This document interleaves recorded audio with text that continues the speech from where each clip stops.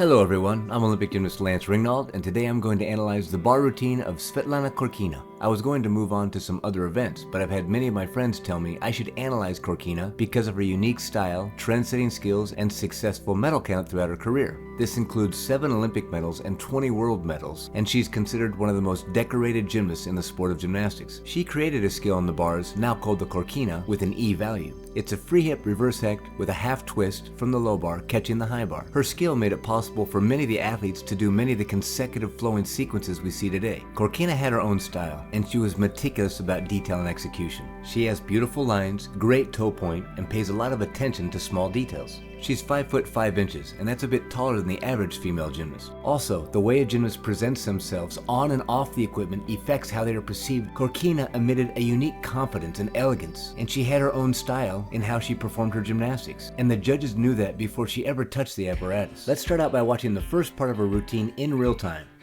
Cast a handstand, then giant swing into a 1.5 pirouette, moving right into her Markelov, or hecht with a half-turn recatch. Kip cast pirouette immediately into a Stalter reverse hecht or a Stalter Tkachev, to pack salto, into a Stalter, then into her own move, a Khorkina. Now let's look a little bit closer. Let's get started. Hecht jump over the low bar and catch high bar. You can see she has a long body with very nice extension. Every body type is slightly different, and Khorkina has a very natural straight handstand. She's straddled here, but her body angle is completely open and creating good power throughout the bottom of her swing. Also, take note, she doesn't wear grips, and with her long body type, she must have incredible natural grip.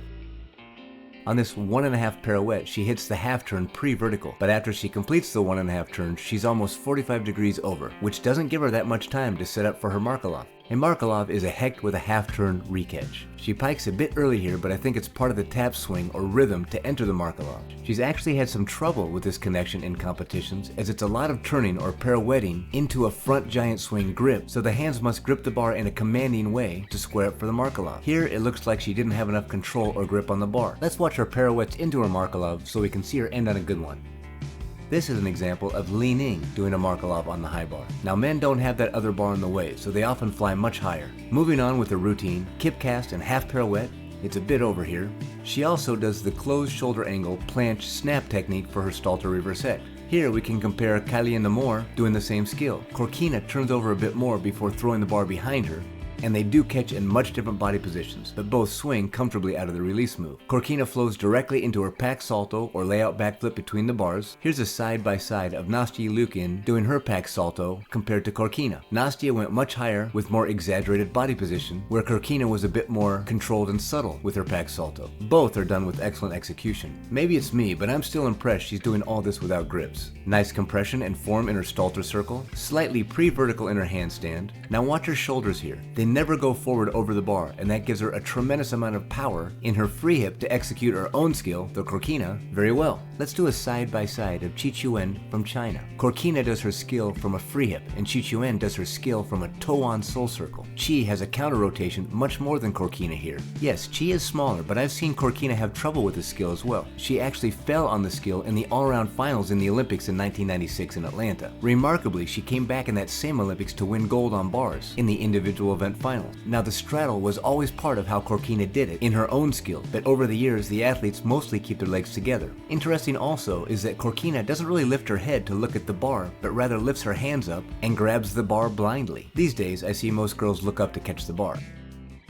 Kip cast a handstand, pretty much vertical but really straight body position. Here's a pretty normal swing, but now this is interesting to me. She sets up her dismount with essentially a Chinese tap swing. It was created by Chinese Olympic gymnast Tong Fei in 1985 at the World Championships in Montreal. This technique has become the standard technique for the men gymnasts on high bar. The challenge for the women is that the low bar is in the way, but Khorkina avoids the low bar brilliantly and creates a lot of power for her dismount with this tap swing. I'm actually a bit surprised that this technique hasn't caught on more in women's gymnastics, as there's a lot of potential power in this tap swing. If you have a strong grip, you can actually put some real power into this tap swing and perform much more difficult dismounts. Of course, it's easier said than done, but watch Khorkina here. She makes me think a lot of the potential of this tap swing on the uneven bars. We'll have to see what the future brings. Now, she does a very distinct back-in full out for a dismount. It's still a double backflip with a full twist, but she twists extremely late in this dismount. Great form and control. If a gymnast twists too early off the bar, this can stall the flip rotation. Her back-in full out technique clearly initiates initiates a strong flip rotation before adding in the full twist, and this helps avoid any stalling and contributes greatly to being more consistent.